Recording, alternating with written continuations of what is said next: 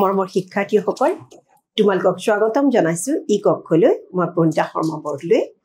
আৰম্ভ কৰিবলৈ লৈছো তোমালোকৰ পঞ্চদশ অধ্যায় পঞ্চদশ পাঠটি সুৰ ধৰা এয়া প্ৰাচীন ভাগৰ চাই যোৱা তোমালোকে সুৰ ধৰা পাঠটি লিখিছে শ্ৰী শ্ৰী মাধৱদেৱে আমি ইয়াৰ প্ৰশ্নাৱলীসমূহ এতিয়া আলোচনা কৰিবলৈ লৈছো ইয়াতে প্ৰথম প্ৰশ্নটোই আছে অতি চমুকৈ উত্তৰ লিখা কানাই বুলি কাৰ কথা কোৱা হৈছে শ্ৰীকৃষ্ণ কানাই বুলি ভগৱান শ্ৰীকৃষ্ণৰ কথা কোৱা হৈছে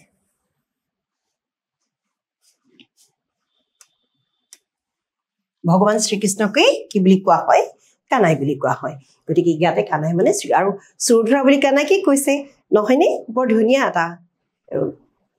ছুটি নাট এখন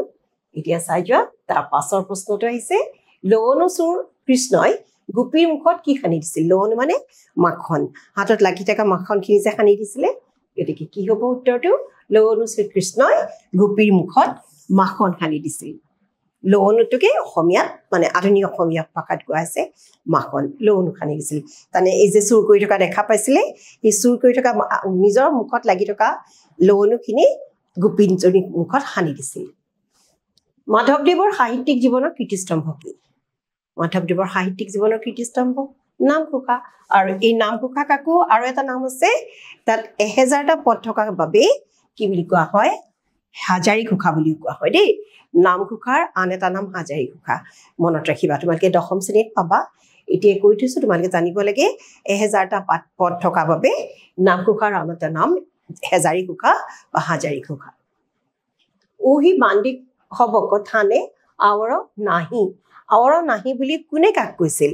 আৱৰ নাহি বুলি মাখন চুৰ কৃষ্ণক মিছা অপবাদ দিয়াত মাক যশোদাই কৃষ্ণ গোপীসকলৰ ওচৰলৈ পুনৰ নাহি বুলি কৈছিল তাৰমানে কোনে কৈছিল যশোদাই কৈছিল কাৰ ওচৰলৈ নাহি বুলি কৈছিল গোপিনীবিলাকৰ ওচৰলৈ গোপিনীবিলাক তাৰমানে মা কেনেকুৱা সকলো মাকে তেনেকুৱা নহয় নিজৰ ল'ৰা ছোৱালী যি কয় সেইটোৱে সত্য বুলি মানে আনে গালি পাৰিলে খং উঠে নিজে কিন্তু গালি পাৰিব পাৰে গতিকে কৃষ্ণ যেতিয়া উফন পাতিছে যে তেওঁ একোৱেই কৰা নাছিল ৰাস্তাৰে গৈ থাকোঁতে গোপিনীয়ে তেওঁক চোৰ বুলি কৈছে গোপিনীয়ে আচলতে মুখত মাখন লাগিয়ে আছে সেই প্ৰমাণ তেওঁহে লৱণু চুৰ কৰিছিলে গতিকে মিছা অপবাদ দিয়া বুলি পেলাই কৃষ্ণক কোচত লৈ যেতিয়া মৰম কৰিছে যশোদাই তেতিয়া কৃষ্ণক কৈছে যে যিহেতু মিছা অপবাদ দিছে লৱণু চুৰ বুলি পেলাই গতিকে গোপীসকলৰ ওচৰলৈ যাতে পুনৰ নাহে এই কথা এষাৰ কৈছে মাখন চুৰ কৃষ্ণক মিছা অপবাদ দিয়াত মাক যশোদাই কৃষ্ণক গোপীসকলৰ ওচৰলৈ পুনৰ নাহিবলৈ কৈছিল হে মা যশোদে এতিয়া দ্বিতীয় প্ৰশ্নটো চোৱা হে মা যশোদে দুখ তাপতে জহ তাপ মানে দুখ মানে যিটো মানে মন বেয়া লাগি থাকে সেইটো তাপৰ কথা কৈছে যশোদাৰ মনৰ তাপ গুচাবলৈ গোপীয়ে কিয় ক'ব লগা হৈছিল কৃষ্ণক তেওঁ বিচাৰি ফুৰিছিল সন্ধিয়ালৈকে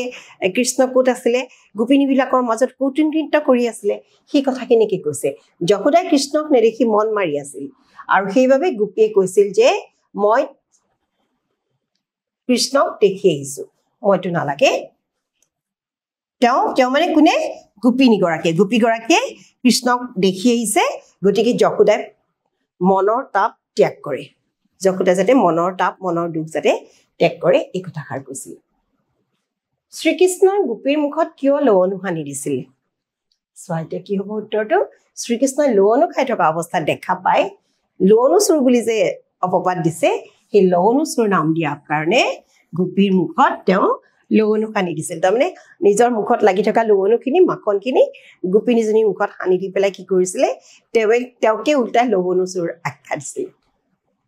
ইহা শুনি চিন্তা শোকত তেজীৱে পৰম হৰষিত হল কোনে কাৰ আৰু কি কথা শুনি হৰষিত হৈছিল এই কথা শুনি চিন্তা শোক ত্যাগ কৰি পৰম হৰ্ষিত হল কোনে কাৰ আৰু কি কথা শুনি পেলাই হৰ্ষিত আনন্দিত হৈছিল মাতৃ যশোদাই গোপীৰ মুখে যেতিয়া কৃষ্ণৰ শুভ বাতৰি পালে তেতিয়া হৰ্ষিত হৈছিল যে কৃষ্ণক বিচাৰি ফুৰিছে পুৱাৰ পৰা সন্ধিয়ালৈকে কৃষ্ণ ঘৰলৈ অহা নাই গতিকে আউলি বাউলি হৈ তেওঁ কৃষ্ণক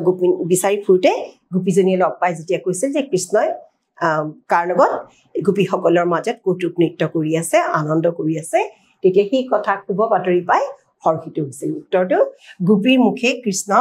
শুভ বাতৰি পাই মাতৃ যশোদা হৰ্ষিত হৈছিল গোপী এগৰাকী আহি যশোদাক কৈছিল যে শ্ৰীকৃষ্ণ এগৰাকী গোপীৰ ঘৰত গৈ লৱণো খাই থাকোঁতে ধৰা পৰাত এতিয়া গোপীক আগত লৈ নানা কৌতুক নৃত্য কৰি আছে এই কথা শুনি যশোদা হৰ্ষিত হৈছিল কথাখিনি কি কিহৰ কথা শুনি যিহেতু প্ৰশ্নটো দীঘলীয়াকৈ আছে কোনে কৈছিল কোনে হৰ্ষিত হৈছিল যশোদা কাৰ আৰু কি কথা শুনি কাৰ কথা শুনি গোপীৰ কথা শুনি আৰু কি কথা শুনি যে কৃষ্ণই গোপীসকলৰ মাজত কৃষ্ণই এগৰাকী গোপীৰ ঘৰত গৈ লৱণো খাই থাকোঁতে ধৰা পৰাত এতিয়া গোপীক আগত লৈ নানান কৌতুক নৃত্য কৰি আছে গতিকে এই কথা শুনি যশোদা আনন্দিত হৈছিল মাক যশোদাই কানাইক লগ পাই কি কথা কৈছিল আৰু কিদৰে চেনেহ প্ৰকাশ কৰিছিল মাতৃ যশোদাই কি কৰিছিলে কৃষ্ণক যেতিয়া লগ পালে কানাই মানে কৃষ্ণ লগ পালে তেতিয়া কি কথা ক'লে আৰু কেনেকৈ তেওঁৰ মৰম মন অন্তৰৰ মৰমখিনি প্ৰকাশ কৰিছিল মাক যশোদাই কৃষ্ণক লগ পাই কৈছিল যে এই বান্দীসকলৰ ঠাইলৈ যাতে আৰু নাহে মানে যশোদাই কৈছে নাহে নন্দ যশোদাৰ ঘৰত দৈ গাখীৰ লৱণৰ অভাৱ নাই শ্ৰীকৃষ্ণই যিমান খাবলৈ বিচাৰে সিমানেই তেওঁ দিব পাৰিব আৰু যশোদাই শ্ৰীকৃষ্ণৰ পদধূলা মূৰত ল'লে লৈ পেলাই কি কৰিছে কৃষ্ণ কৌটি কৌটি পুৰুষৰ পৰম দেৱতা তেওঁ কি বুলি কৈছে কৌটি পুৰুষৰ পৰম দেৱতা মূৰৰ মুকুট গলৰ সাতসুৰি আৰু বুকুৰ শীতল চন্দন এইদৰে কৈছিল কৃষ্ণক লগ যেতিয়া পালে কৃষ্ণৰ কথাখিনি শুনি পেলাই তেওঁ কি কৰিলে এই বান্দীসকলৰ ঠাইলৈ বান্দীসকল মানে গোপীসকলৰ ঠাইলৈ যাতে নাহে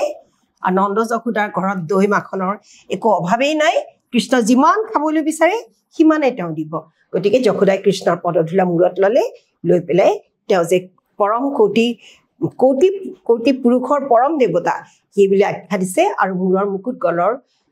সাতসুৰি বুকুৰ শীতল চন্দল বুলি ক'লে আৰু এই বুলি কৈ পেলাই কি কৰিলে যশোদাই কৃষ্ণৰ গাৰ ধূলি জোকাৰি বুকুত বান্ধি কোচত লৈ মৰমৰ চুমা দিলে আৰু পৰম আনন্দেৰে ঘৰলৈ লৈ আহিলে আহি শীতল জলেৰে ঘৰলৈ আনি পেলাই কি কৰিলে ঠাণ্ডা পানীৰে শীতল জলেৰে স্নান কৰাই পঞ্চামৃত ভোজন কৰায় আৰু দিব্য বস্ত্ৰ অলংকাৰেৰে ভূষিত কৰাই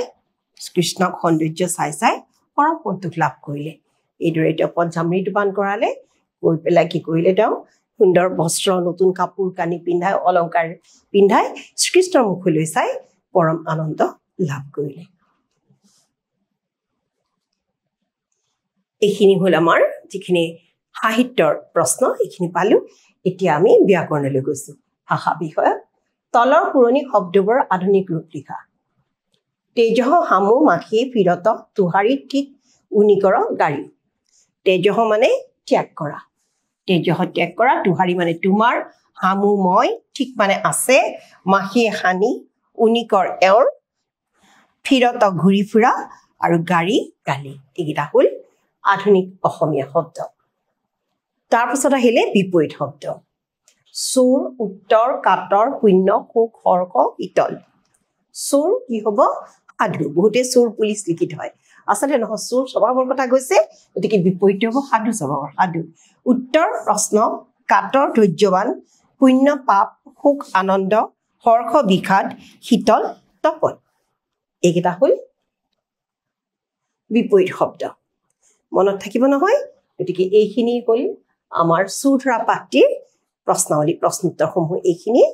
ইয়াৰ লগে লগে আমাৰ শ্ৰেণীটো সামৰণি পৰিল ধন্যবাদ